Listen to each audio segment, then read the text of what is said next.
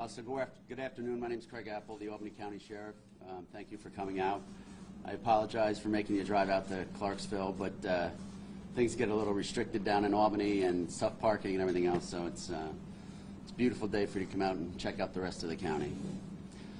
So I'll kind of run through a series of events that led up to yesterday.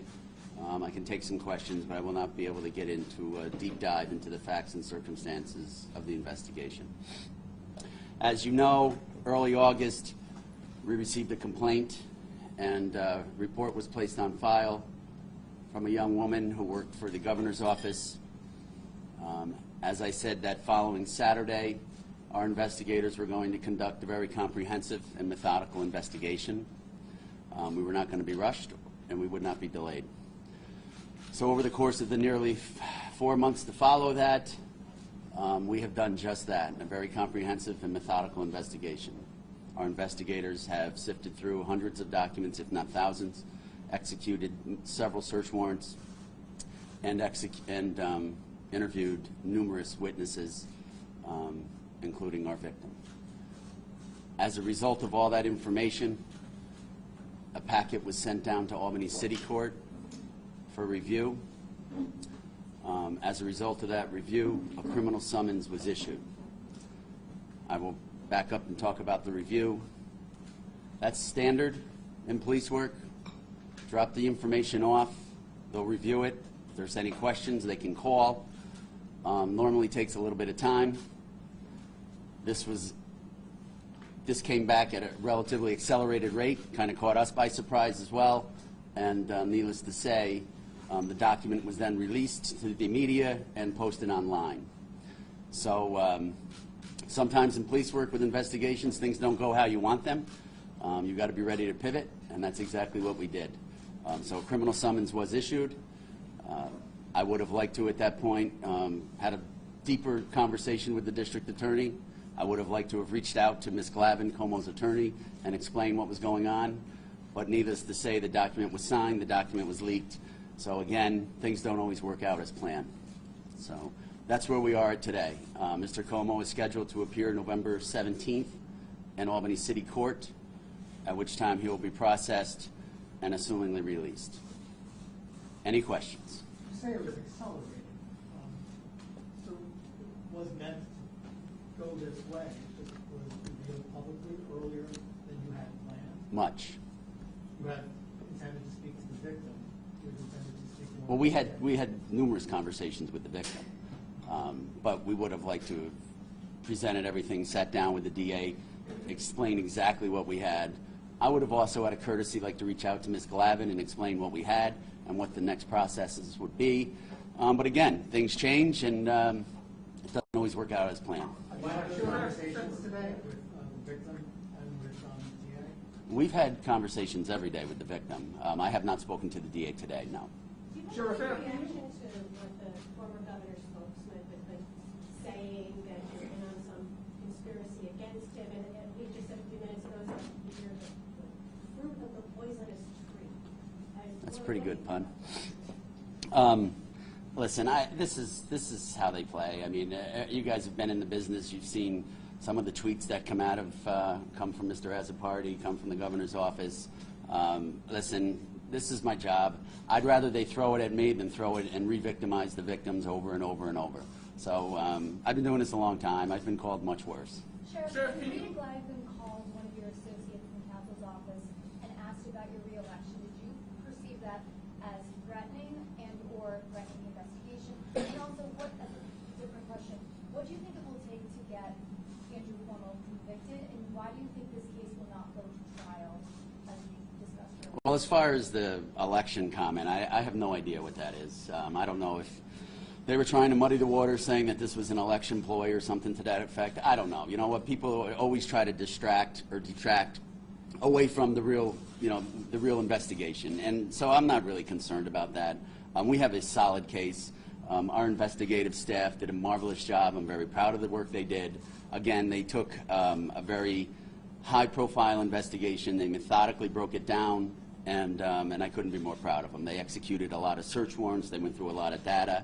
And I would also like to say thank you to Davis Polk Law Firm down in the city, They were a very valuable and substantial asset to us during this, as well as the New York State Attorney General. And what will it take to have Mr. Cuomo convicted? And again, do you think this will go to trial? Why not? You know what? I don't know. I don't know if it'll go to trial. I think we have an overwhelming amount of evidence. We have a victim who's been cooperating fully every day, every step of the way. As far as a conviction or something to that effect, that's really going to come down to, is it a jury, is it a judge, and as well as the district attorney's office. Sheriff, can you talk a little more about what happened yesterday? Is this basically a miscommunication that occurred? And also, could you talk a little bit about the evidence in this case? No. In that one criminal complaint, there was a list of things, but is there anything additional that you should be aware of? I don't really want to get into do a deep dive on the weeds on the investigation and the facts and circumstances of the case. As far as miscommunication, I don't want to say it was miscommunication. I will say that, again, we did not anticipate a quick return like that, nor did we anticipate everything would be posted on the internet. And again, and just out of common courtesy, we would have liked to have made some notifications. Sheriff, two questions for you. One, you said a criminal summons was issued. Who does the issuing in that case? Is it City court judge. the city court judge? Yes. And that happened how soon after you filed? 5-10 minutes. It was that quick, and that's Yeah. unusual? It's relatively unusual, yeah. Again, the internet knew about it before I even knew about it. I was in my office, I received a phone call and looked on the internet, and it was posted on the internet. So that was a little bit problematic. I think it was improper. But again, sometimes things don't go as planned, and you've got to just roll with it and get ready to pivot and move on. And another question. So the complaint lays out a very specific day and a very specific time frame where this happened. The Attorney General's office struggled to nail that down. Mm-hmm. What was the breakthrough there? What allowed you to determine that day and that time? I got great investigators. I mean, is there any particular piece of evidence that helped? Well, again, I think there was a great focus on that date in the Attorney General's report. But if I recall, and you look at the footnotes, it goes on to say the victim is unsure of the exact date. And I think that was, everybody just seized the opportunity to say it's impossible this happened because of that date. That's not really accurate. So again, we executed a number of search warrants. We had great participation with Davis Pope, and we were able to nail it down and come up with the time frame. Sheriff, both today and back in August, you had mentioned that it's really important to not re-victimize the victim. At the time, Executive Assistant number 1 was anonymous, but between now and back then, her identity's been made public. What would you say the effect was? Did it make the investigation more difficult now that the layer of protection that you had for the victim had been lifted? I don't think it, well, yeah, it did make it a little harder, but again, this person wanted to seek justice and has been with us every step of the way. A number of calls have gone back and forth. And listen, this has got to be very traumatic for her. It's easy for me to stand up here and talk about it, but I'm sure it's not for her. And again, you know, we didn't want to, we just handled this like a normal investigation. And it's a misdemeanor. And misdemeanors aren't normally sat down and conferred with on every case, or there'd be no justice. So we handled this like we handle every investigation. And again, I want to put an emphasis on our victim cooperated every step of the way. Sheriff, I'm sorry, you just said that you're working with, or you had worked with Davis Polk, the law firm. That's the law firm that's also working with the Assembly Judiciary Committee. On That's their correct. investigation. Have you been working with the State Assembly as part of their investigation on this? Not the State Assembly, but the investigators from Davis Polk. We've conferred with them. We've had to share some information back and forth with them.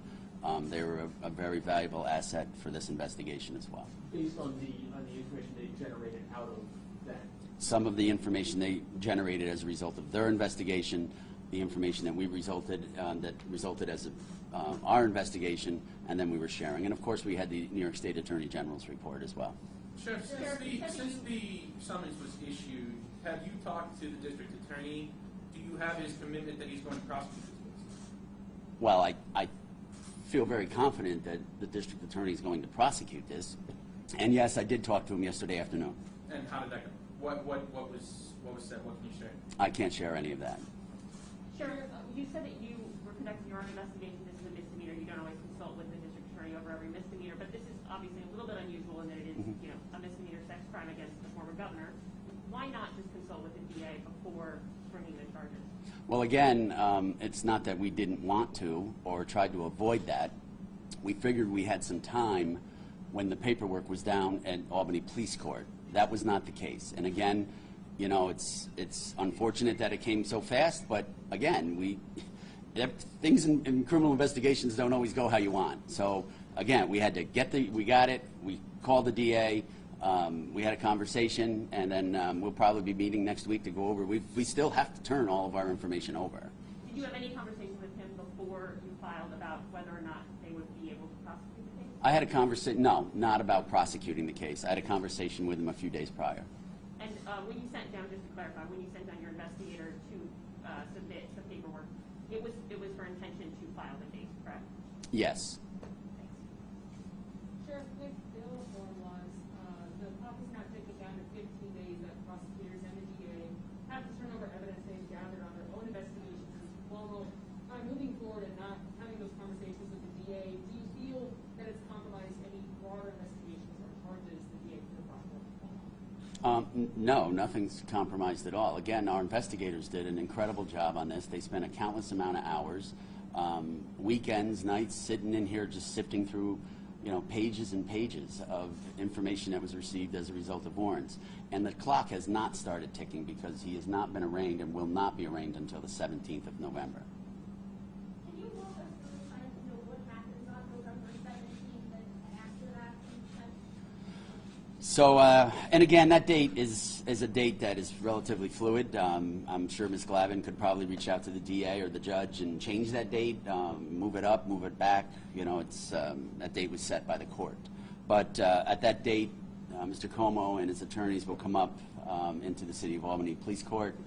He'll be arraigned, and at that point, he will be processed probably at our headquarters in downtown Albany. What happens if he doesn't show up?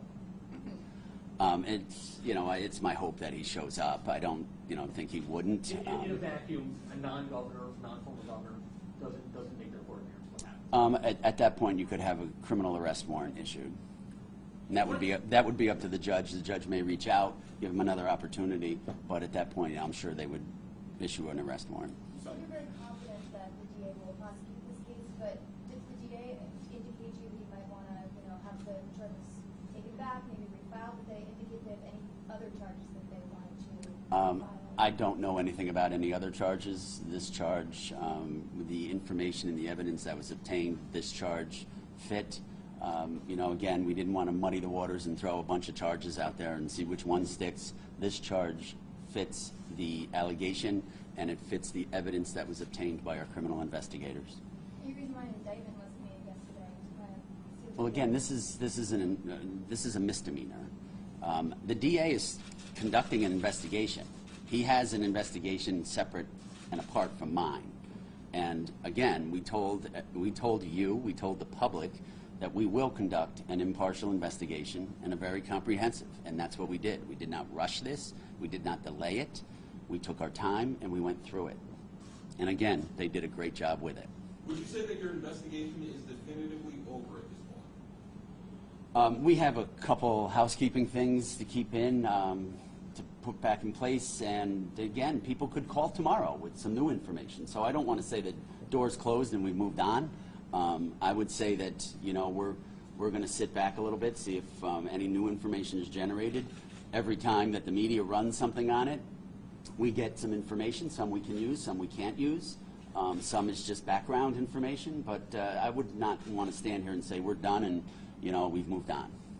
Previously, you said your office served subpoenas on the executive mansion and the state capitol. Did you serve any subpoenas on individuals? We didn't serve subpoenas. We served search warrants.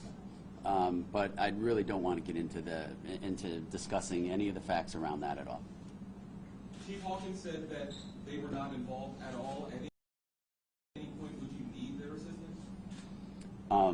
If they have something to offer information, sure, but at this point, no. When would you have wanted that summons to be issued? I mean, it went out sooner than you would have liked.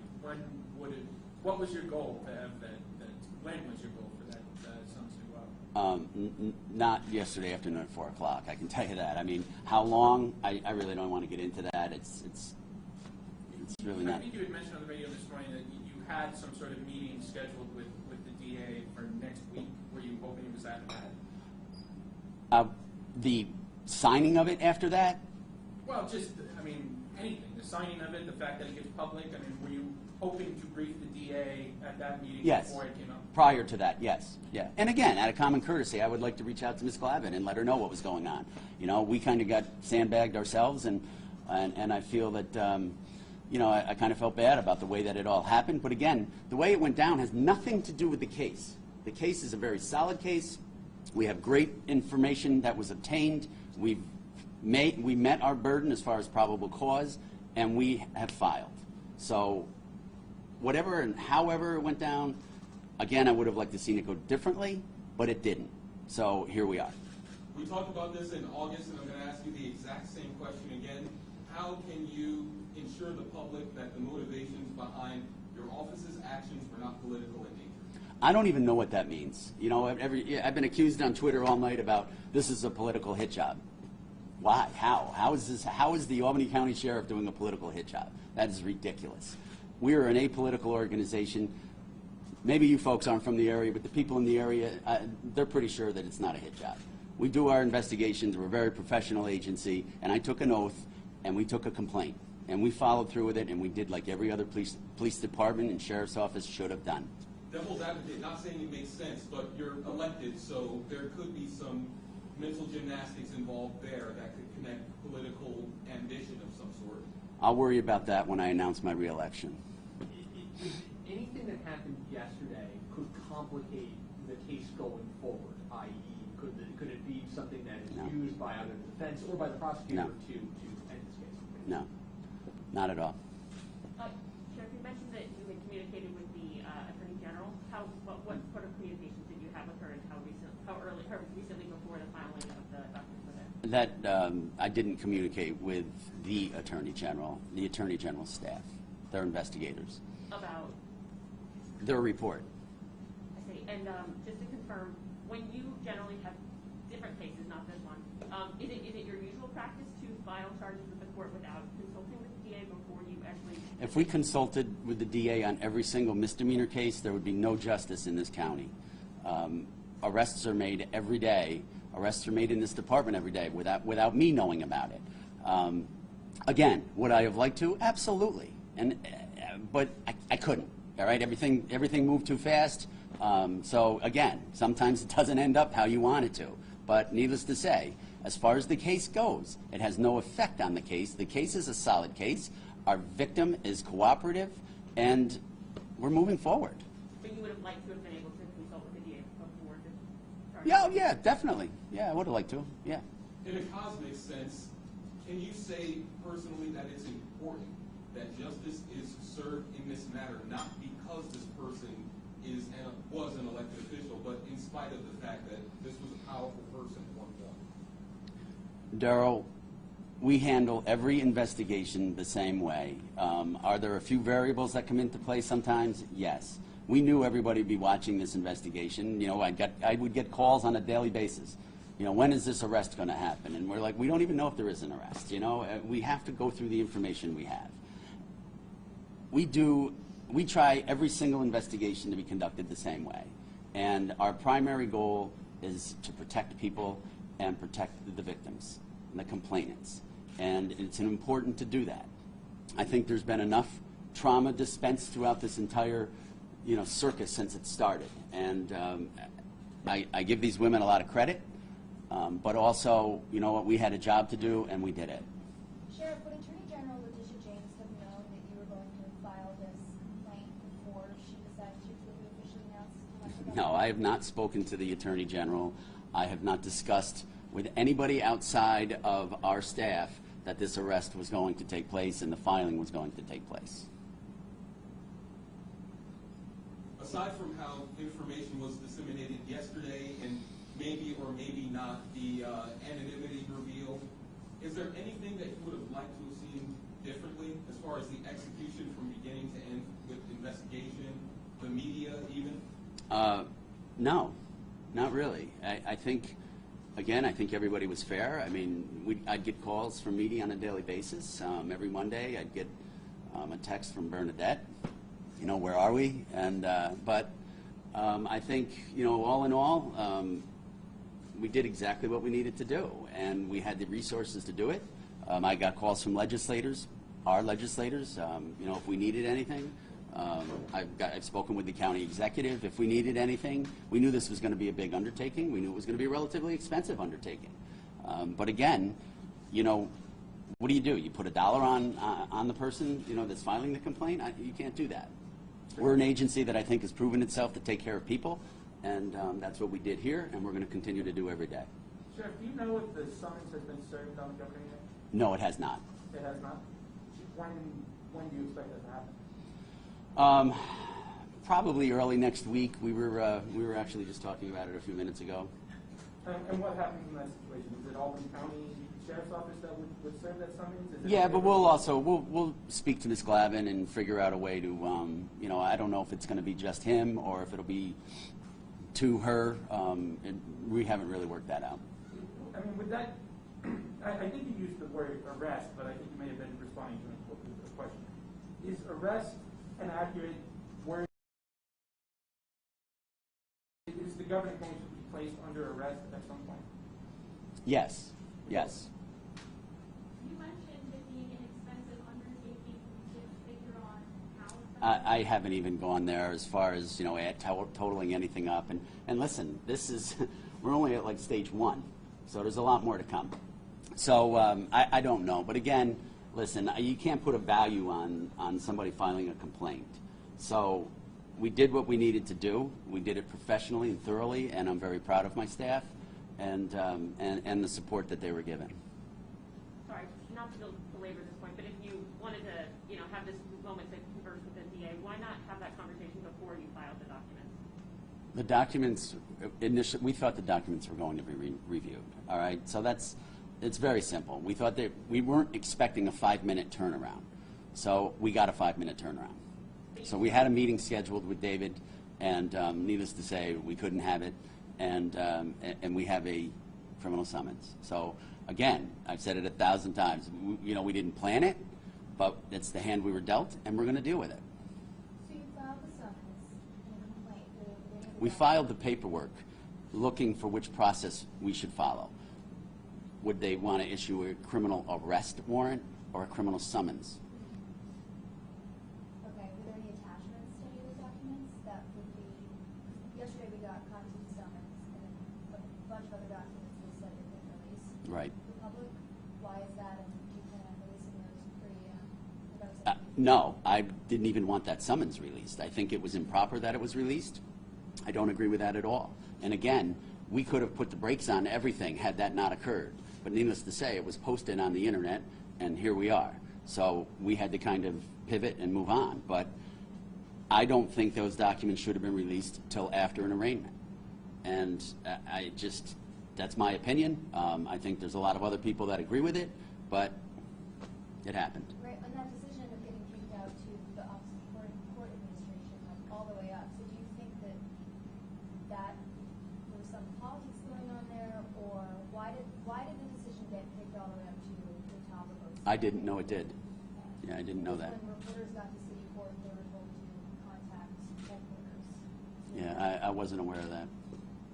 I think the document got leaked initially to another news outlet, and everybody else saw that, and then everything broke loose from there.